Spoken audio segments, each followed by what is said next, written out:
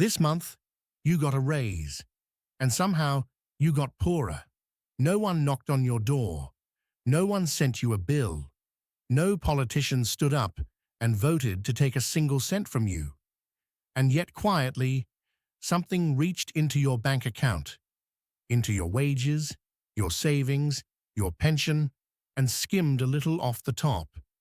It does this every single year, a little more each time, and it never once sends you a receipt. Most people never notice. They blame the shops. They blame greed. They blame bad luck. They are looking in the wrong direction. Because the oldest tax in history is not collected at the till. It is collected in the value of the money itself, and the people who collect it are the ones who print it.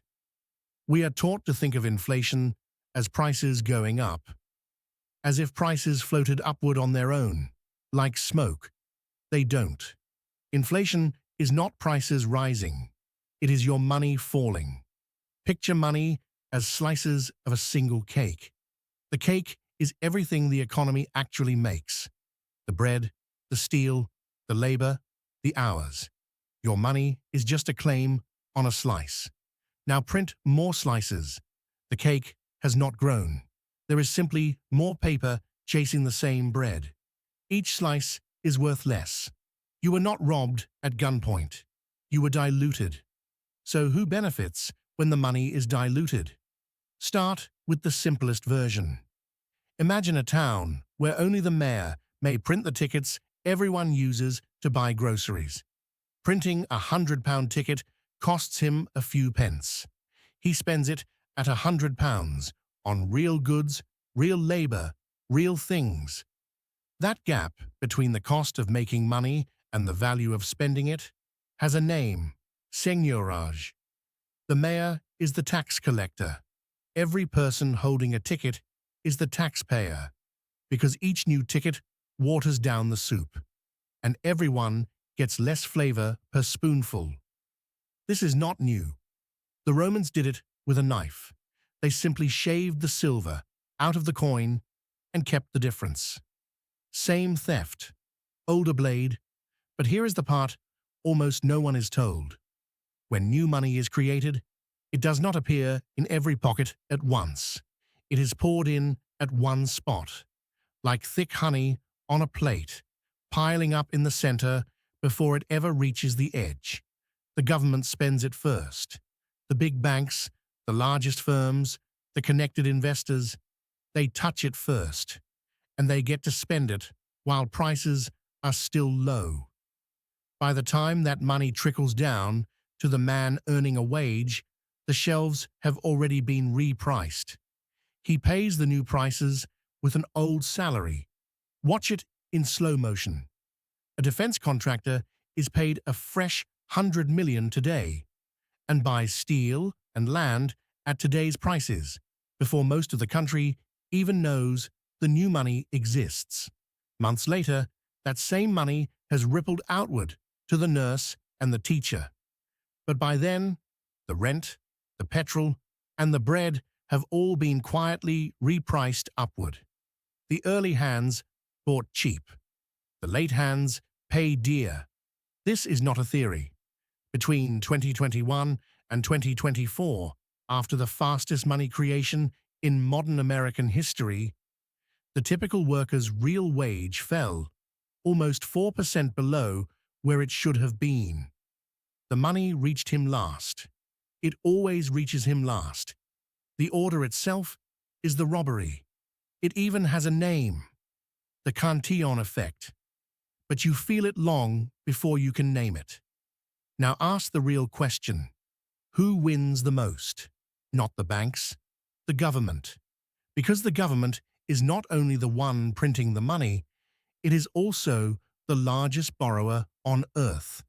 And inflation quietly burns away the value of everything it owes. Look at the numbers that are not in dispute. The United States dollar has lost more than 96% of its purchasing power since the Federal Reserve was founded in 1913. After the First World War, Germany simply inflated away its entire war debt, 98 billion marks, to almost nothing. And in the decades after 1945, by holding interest rates below inflation, governments quietly shrank their debts by 3 to 4% of their entire economy every single year. The borrower prints the money and pays you back in money worth less than what you lent. The saver loses. The pensioner on a fixed income loses. The lender loses. The debtor, above all the government, wins. History does not whisper this lesson. It shouts it. Begin in Rome. Under Augustus, the silver coin, the denarius, was almost pure, 95 to 98% silver. Then the wars came, and the armies had to be paid. So the emperors reached for the knife. Nero shaved a little, then a little more. Each emperor told himself it was temporary.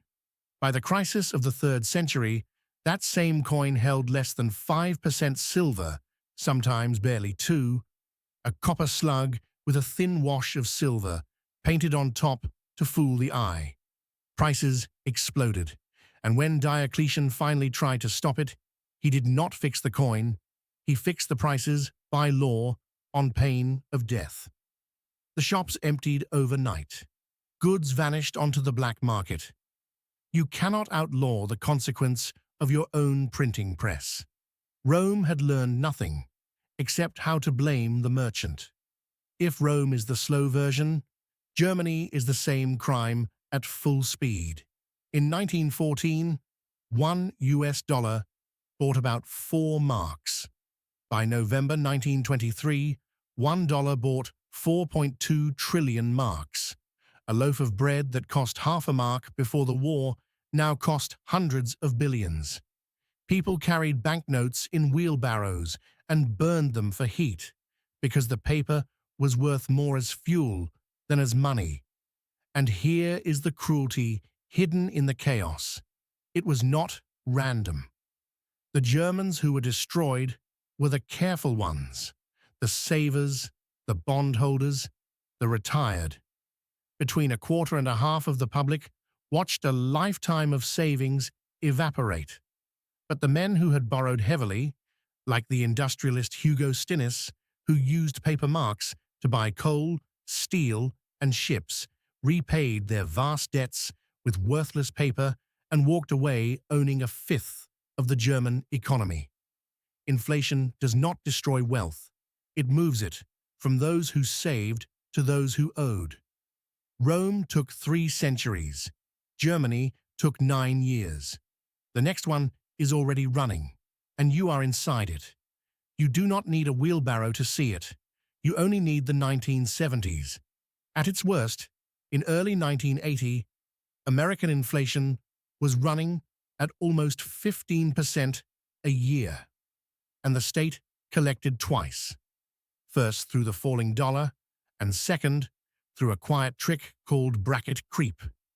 As rising prices pushed up wages, workers were shoved into higher tax brackets, handing a larger share to the government, even though they were no richer in real terms. No vote, no new law, just arithmetic in the state's favor. And when the Federal Reserve, under Paul Volcker, finally decided to break it, the cure revealed the true cost. He raised interest rates to nearly 20%. Unemployment climbed to almost 11%. Furious farmers drove tractors to the gates of the central bank. That is what it takes to stop the hidden tax once it is loose. A deliberate, brutal recession, which is precisely why governments so rarely choose to stop it. And the newest chapter is one you lived through yourself. To fight a pandemic, the United States created roughly 40% more dollars in barely 2 years, and the sharpest inflation in 4 decades arrived right on schedule. The mechanism never retired. It only changed its tools, from the emperor's knife to the printing press to a few keystrokes inside a central bank. So return to where we began. You were not imagining it. The thing eroding your wages and your savings is a tax, one you never voted for, that no one ever signed, whose blame is always pointed at someone else, the shopkeeper, the speculator, the foreigner. As Milton Friedman put it, plainly, inflation is taxation without legislation. It is the one tax a government can raise without ever admitting it raised anything. That is why it has outlived emperors, republics, and central banks alike. You cannot vote it away, but you can see it. And the people who quietly defend themselves do what the borrowers of Weimar did. They move out of paper and into things the printing press cannot dilute. Land, gold, a share of a real business, bonds tied to inflation itself. It is the very same instinct the Romans had when they hoarded the old, pure coins and let the debased ones circulate. None of that is advice. It is just the oldest defense there is. The first step, though, costs nothing. Stop staring at the price tag and start watching the money.